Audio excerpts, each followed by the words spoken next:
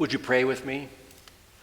Gracious and eternal God, we ask that you pour out your Spirit upon us so that our eyes would be opened again to the wondrous gift of the living Christ in our midst. May his voice fill our hearts as he calls each of us by name and reminds us we are his beloved brothers and sisters.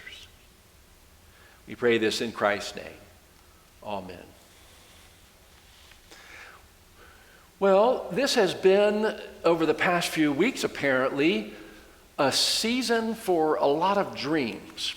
I've been reading about that in the paper, different articles that are talking about how people are finding themselves in the midst of this coronavirus pandemic, how they're finding themselves dreaming all kinds of strange dreams, and the psychologists and dream experts are giving us different reasons for that. Some say it's we're sleeping longer and we have more time in the rapid eye movement part of sleep where we seem to have more dreams there, and others say no, you know what's going on is all that anxiety and all those things that you're sort of putting off and keeping at bay during the day. When nighttime comes and you go to sleep, all of a sudden your brain is saying to you, we're going to deal with this now. So people are having all kinds of peculiar dreams, and a lot of times they relate to the anxieties that they feel they're carrying in this particular time, or maybe even around things that they're doing differently. So one person said that she's finding herself baking a lot during the day, more than she has in the past, but now she's also dreaming each evening about being in the midst of baking and running out of some important ingredient that she needs, like brown sugar, and feeling like she has to go to the store to get brown sugar, but when she goes to the door, she's in jeopardy of violating the social distance thing, and it just all falls apart for her. Or a lot of people are saying in their dreams, the people from different episodes on Netflix or Amazon Prime are coming into their dreams in the middle of the night. But we're still apparently trying to work through some of the things that are going on with us during the day now in intense ways. And as I was thinking about that, I realized I've been doing a lot of dreaming during this time, during this season. And there was one particularly vivid dream I had not too long ago. It had to do with worship. And somehow, as part of the dream, I felt like I had been encouraged, since the choir wasn't going to all be here for the worship service and the congregation wasn't going to be here, that somehow I had been encouraged to sing out as loudly as I could to try and fill up the absence of the other voices. So I had undertaken that effort, and I was singing with as much gusto as I could. And I think it was after the hymn was over, I sort of turned and I looked to Helen, and Will was there and Rob was there, and they were all looking at me, and I turned and looked at them and I said, well, how was that? And one of them said, I'm not going to tell you which one, but one of them said, well, we could do without the screeching. And not only that, but the others were nodding their head vigorously in agreement. And the weirdest thing about the dream was I was so insulted. I was so offended. Not that, I had sort of stepped up to intrude in the midst of the singing, but I thought I had been asked to do it. So I was very indignant, and I kind of threw a little temper tantrum in the dream. And I said, well, if that's the way you feel, I just won't do anything at all. And sort of walked off and sulked in the middle of the worship service while the three of them seemed to be relieved. Well, at least there won't be more screeching during the rest of the service. It was such a real dream. And I told Helen about it, and she sort of rolled her eyes later on. This is a season for dreams, and it seems sometimes almost like we don't know what's real and what's a dream. In a lot of ways, coming and doing worship like this to an empty congregation in front of some cameras has been a surreal experience. And in some ways, I thought, this is just like a preacher's nightmare, to get up in front of the sanctuary and nobody's there. And what do you do with that? Our minds are trying to work things out, whether in the middle of the night or during the day.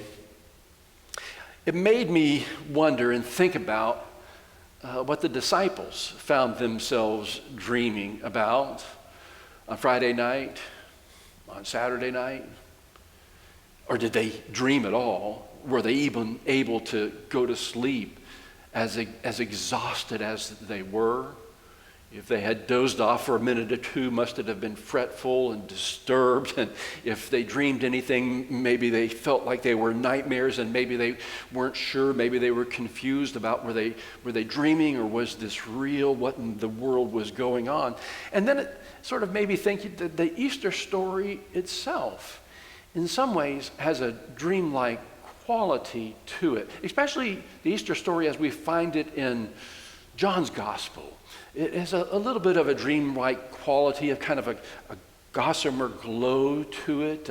We aren't sure what exactly is going on. In fact, John begins his Easter story by saying, while it's still dark, a time for dreaming. Maybe even if we backed up from Easter morning and looked at John, he's still in the dark when Joseph of Arimathea and Nicodemus come and take Jesus' body. But one of the interesting things about John's description of this event in the Easter morning itself is that even though it may have a little bit of a dream-like quality to it, all the parts of the story are so real. It's almost like a dream where you can smell and you can touch and you can hear and see everything so vividly.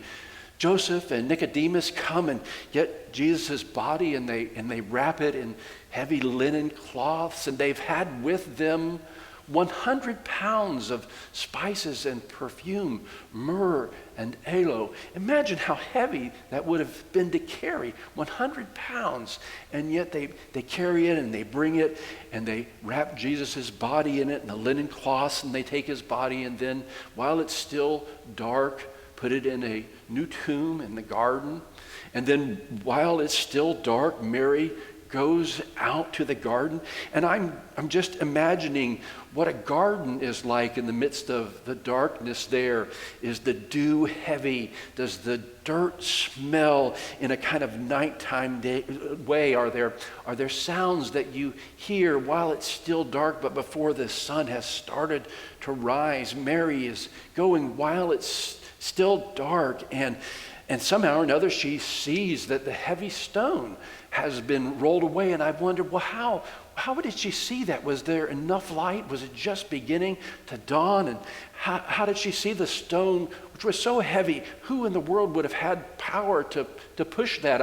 I wonder if she even felt like you might feel in a dream. Who could have empowered her full enough to push that stone away? But when she sees that, she immediately reacts and runs back and goes and tells the disciples they've taken the Lord out of the tomb and they don't know where they've laid him. And it becomes almost a refrain for Mary, something that you or I might repeat in a dream over and over again, like people don't hear us even when we're trying to say that. They've taken away the Lord's body and I don't know where they've laid him. Immediately, Peter and John, they get up and they start to run. You can hear their sandals flapping. You can hear their robes rustling. You can probably hear them panting, out of breath when they run up to the tomb. John gets there first and stops at the entrance, but then Peter runs up and pushes him aside and brushes against him, and he goes on into the tomb. Is there light in the tomb? How can they make out what's there? But they're able to discern, able to see that there is no body there. They see the heavy linen cloth, the material. They see the cloth that had wrapped up Jesus' head, rolled up, set aside neatly.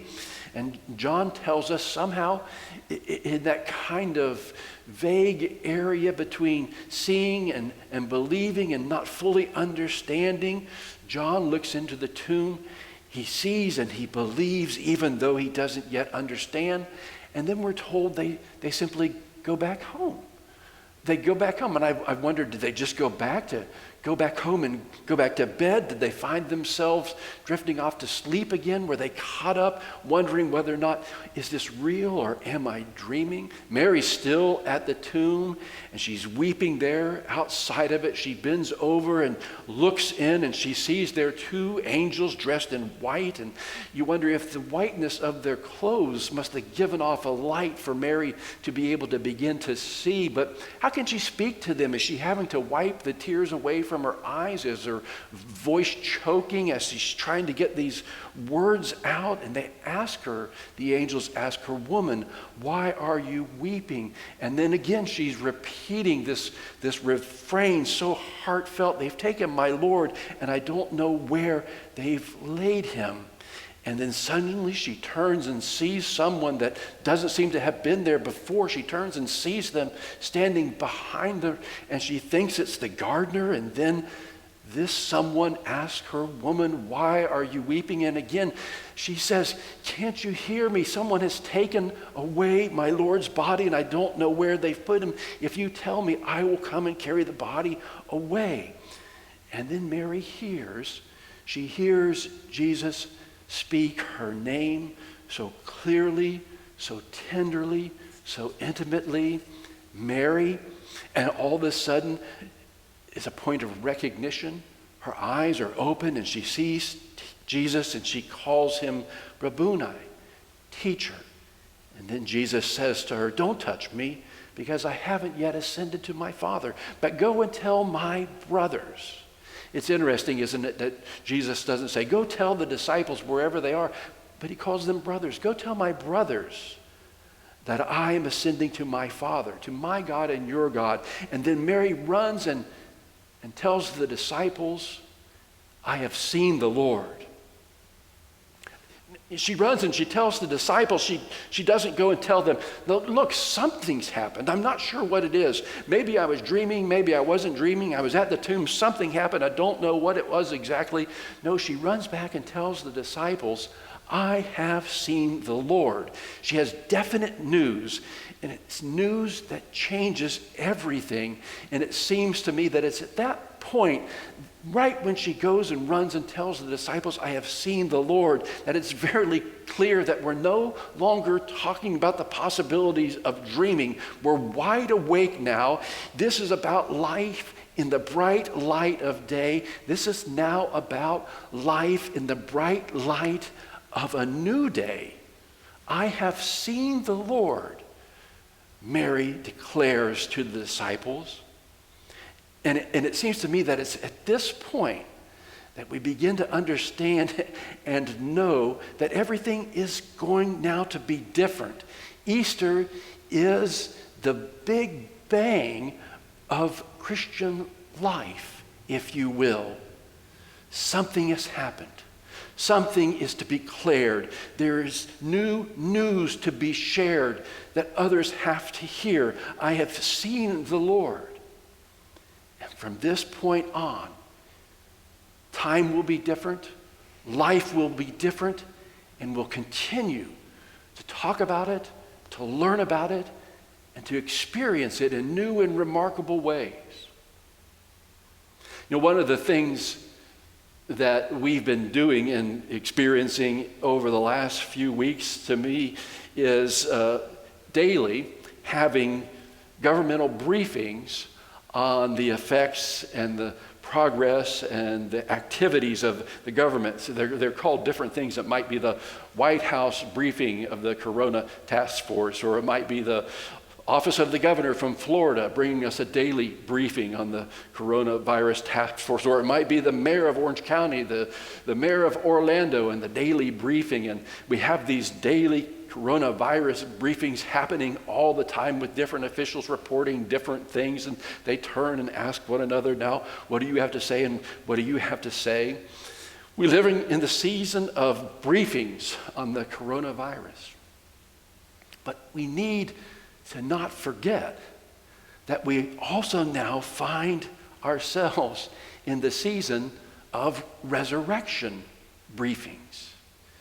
Resurrection briefings, where we're told again and again and again the wonder of the news that Mary shared with the disciples on that first Easter morning. That's the very first, if you will, resurrection briefing. Mary runs to the disciples and says, I have seen the Lord. And then a little bit later, there's another resurrection briefing where one disciple named Cleopas and another disciple run in and say, we have something to share. We were walking away from Jerusalem to our home, and a stranger began to walk with us, and then we stopped and we shared a meal together, and when the bread was broken and when the scriptures were read, our hearts started to burn within us, and suddenly we realized it was Jesus in our midst. And they have a resurrection briefing where they're saying, I've seen the Lord. And then later that evening, there's another resurrection briefing that takes place when the disciples gather and they say, well, we were in a locked room, but Jesus walked through the door and he breathed on us and he said, peace be with you. We were all there except for Thomas. Well, then a week later, there's another resurrection briefing. This time, Thomas comes to the fore and he says, I was there. I was there this time. We were in the room again. Jesus walked through the door. He said, peace be with you. He said, put your finger here, Thomas, in my hands. Put your finger here in my side. Do not doubt, but believe. And Thomas says at this resurrection briefing, my Lord and my God, I've seen him. And there's another resurrection briefing which happens a couple weeks later. The disciples again gather in front of the microphones and they say, we just want to let you know we had gathered together to go fishing, and we fished all night and we couldn't catch anything there on the Sea of Galilee, but suddenly in the morning we saw someone standing over on the edge of the lake. We saw them there and they shouted out to us, brothers, have you caught anything for any fish? And they said, nothing. And he said, toss your net out on the other side. We did, just like before. And suddenly we realized there on the shore of the Sea of Galilee was Jesus. And we're here to tell you at this resurrection briefing this morning that we had breakfast with him. And he blessed us there on the beach. And then there's another resurrection briefing a little bit later on. The disciples come and say, we met Jesus again on the mountain in Galilee. And as we watched them, He ascended into heaven and he gave us this commandment. Go forth, baptizing all nations, teaching everything to them that I have taught you. And then they say, after a few more weeks at another resurrection briefing, we were gathered in Jerusalem, and there in an upper room, suddenly the Spirit descended upon us like tongues of fire. These resurrection briefings keep happening, one after another, one after another. And then there was another resurrection briefing. It was a somber one because some of the disciples and friends of Jesus had gathered together, and they said, our brother Stephen is dead. He was stoned, but we were there and we saw it as he was dying. He looked up and he saw the Lord. He saw the Lord. And then there was another resurrection briefing when Peter, older this time, said, well, I had this dream of a man telling me to go to Cornelius' house. And so I went, and while I was there, the Spirit was poured out on them. And I declared, isn't there water for these people to be baptized? Now I understand God shows no partiality. It's the Lord. It's the risen Lord. And another resurrection briefing, a man named Saul, whom nobody trusted, whom nobody liked, came forward and said, I have to tell you, I was on the road to Damascus, and a bright light shone, and the voice of Jesus said to me, Saul, Saul, why do you persecute me? It was the Lord. It was the risen Lord. Resurrection briefing after resurrection briefing after resurrection briefing after resurrection briefing. What has it been now? Resurrection briefings for 2,020 years. And here we are today. And you know what we're doing? We're having another resurrection briefing. We're reminding ourselves of all the briefings that have taken place in the past, all the eyewitness accounts of Jesus' presence, all the personal testimonies, all the stories of what Christ has done in people's lives, how they've been transformed, how they've been renewed, how they've been sustained, how they've been comforted, how they've been helped.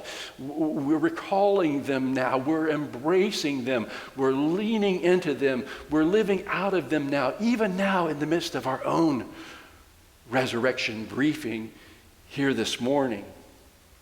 Sometimes in our resurrection briefing, we say, remember your baptism. Remember how you've been fully immersed into the life of Christ.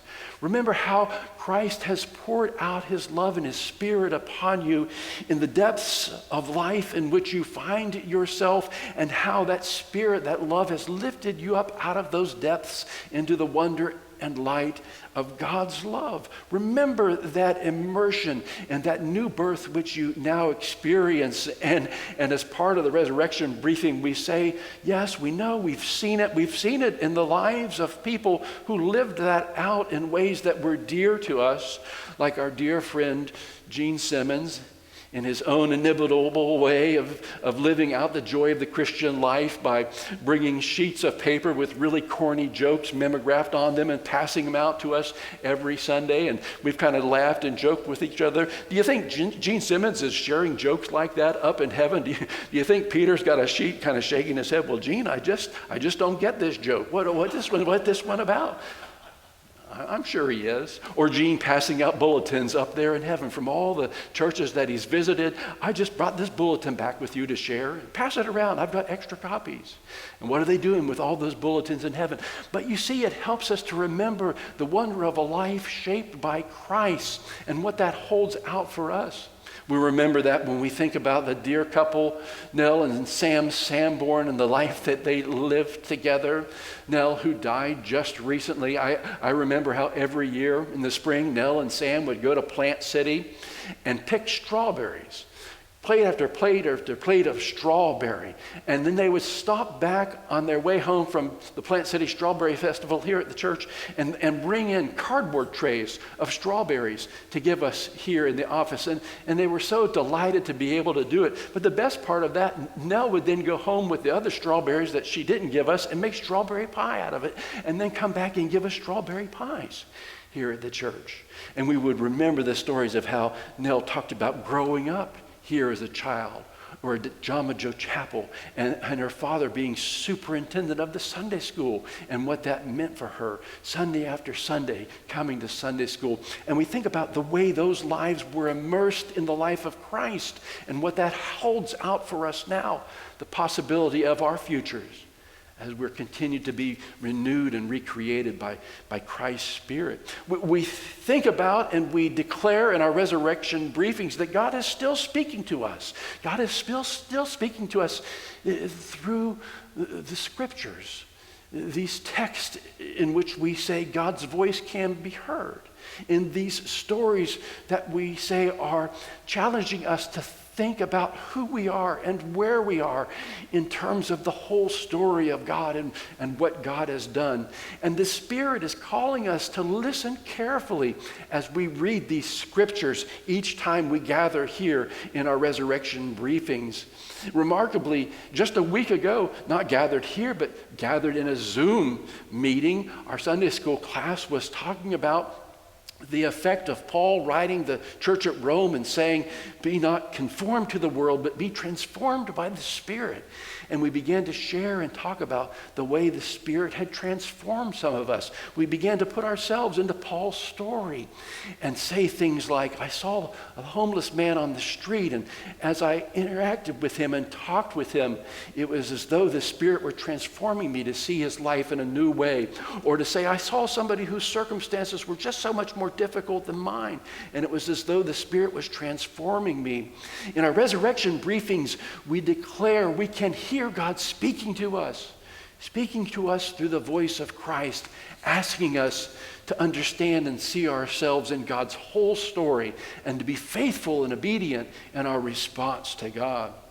Our resurrection briefings are occasions when we get up and we remind each other that Jesus is still doing the same things he always did.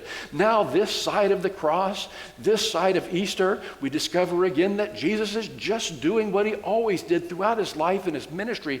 And one of the things that he did is gathering us together in fellowship and community. He's gathering us in meals around the table, and he's offering us his gifts. He's drawing forth from us our spirit of thanks. He's helping us to know what it means to be known by him at this table and be called by his name, to see him and in his light, to see each other in new ways through the wonder of his gifts for us. and through the work of our thanksgiving and giving of ourselves. Earlier this fall, we had gone over to the Center for Women and Children with the team there that helps to serve the dinner once a month. And I had gone along with them this time. And after the dinner was served, there was a young man in the dining hall there, and he was sweeping and cleaning and mopping everything up. And we were in there working side by side with him. One of the tasks that he had probably been given as a part of his residency there in the program. He was working hard at it. I had a baseball cap on, and I just started to joke with him. And then I realized it was somebody that I knew. It was somebody that had come to worship here at church before. It was somebody that had lingered after church and asked for assistance. And the reason I knew him is because when he was here at Park Lake, we had joked about his name. His name was Montel. And I said, "Oh, you mean like the TV actor?" And he laughed. He thought that was funny. "Yeah, that's me, the TV actor." But there at the Center for Women and Children, as we were cleaning up around the tables, I went up and I spoke to him. I said, "Montel." And he looked up at me and he was shocked and he's surprised. And he said, "Do I know you?" And I took my cap. I said, "I'm Dan from Park Lake." And he was so surprised.